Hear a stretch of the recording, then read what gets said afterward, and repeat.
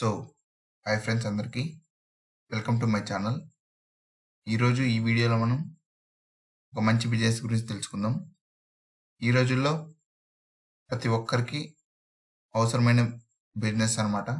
అది ఏమిటంటే mobile shop business అనమాట. ఈ మొబైల్ షాప్ బిజినెస్ అనేది ప్రస్తుతం అత్యంత వేగంగా పెరుగుతున్న మరియు డిమాండ్ ఉన్న వ్యాపారాల్లో ఒకటి.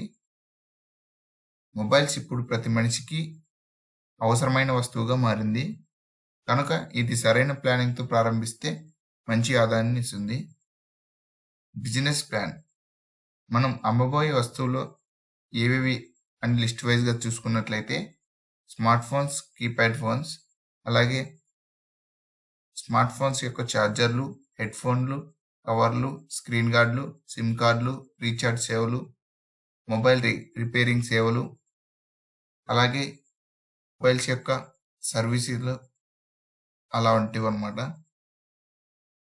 మనం ఈ మొబైల్ షాప్ లొకేషన్ చూసుకున్నట్లయితే ట్రాఫిక్ ఎక్కువగా ఉండే ప్రాంతాల్లోనూ, అలాగే బస్ స్టాండ్లు, మార్కెట్ ఏరియాల్లోనూ, షాపింగ్ మాల్స్ లేదా ఎక్కువగా రద్దీగా ఉన్న ప్లేసుల్లోనూ ఈ వ్యాపారం పెట్టుకోవడం ద్వారా బిజినెస్ అనేది బాగా జరుగుతుంది.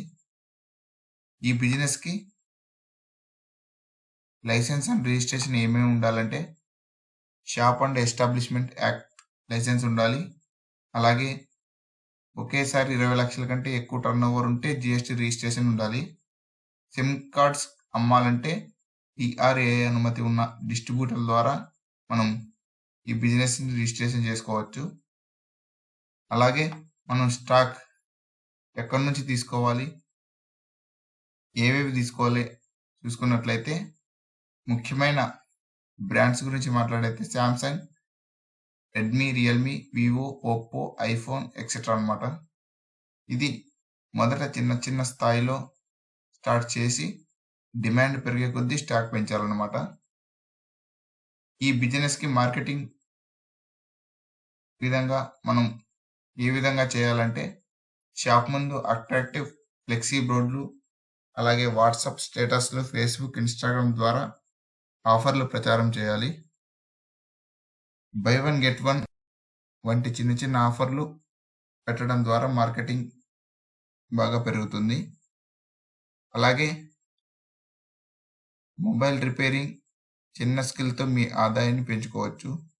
రీఛార్జ్, డేటా కార్డులు, ఫోన్ పేమెంట్స్ ద్వారా అదనపు ఆదాయం, మొబైల్ ఎక్స్చేంజ్ సేవలు ఇలాంటివి పెట్టడం ద్వారా మన యొక్క బిజినెస్ బాగా అభివృద్ధి చెందుతుంది.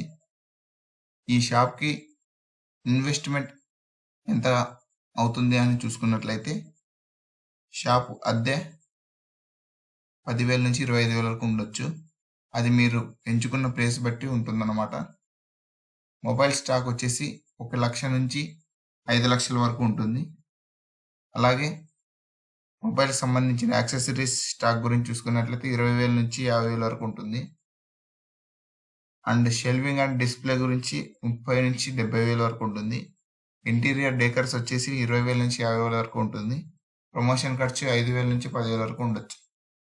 మొత్తం పెట్టుబడి 2 లక్షల నుంచి 7 లక్షల వరకు ఉంటుంది. అది మీ ప్లేస్ ఆధారంగా మీ స్టాక్ యొక్క డిమాండ్ బట్టి. అలాగే ప్రాఫిట్ గురించి మాట్లాడుకున్నట్లయితే మొబైల్స్ మీద 5 నుంచి 10% అనేది మార్జిన్ ఉంటుంది. యాక్సెసరీ మీద 20% నుంచి 50% వరకు ఉంటుంది. రిపేరింగ్, రీఛార్జీల గురించి మంచి ఆదాయం ఇచ్చే సర్వీసులు అనమాట అవి.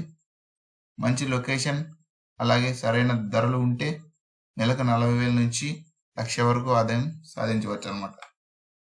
ఇందులో మనం ఈ బిజినెస్కి నకిలీ వస్తువులు అమ్మకూడదు, బ్రాండ్ ఇమేజ్ చెడగొట్టకూడదు, మంచి billing system and cash handling ఉండాలి. కస్టమర్ రిపీట్ బిజినెస్ కోసం నమ్మకంగా వ్యవహరించాలి.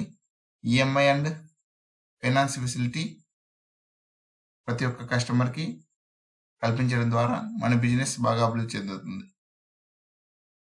Thanks for watching. ఈ వీడియో నచ్చినట్లయితే like and share and subscribe చేయండి.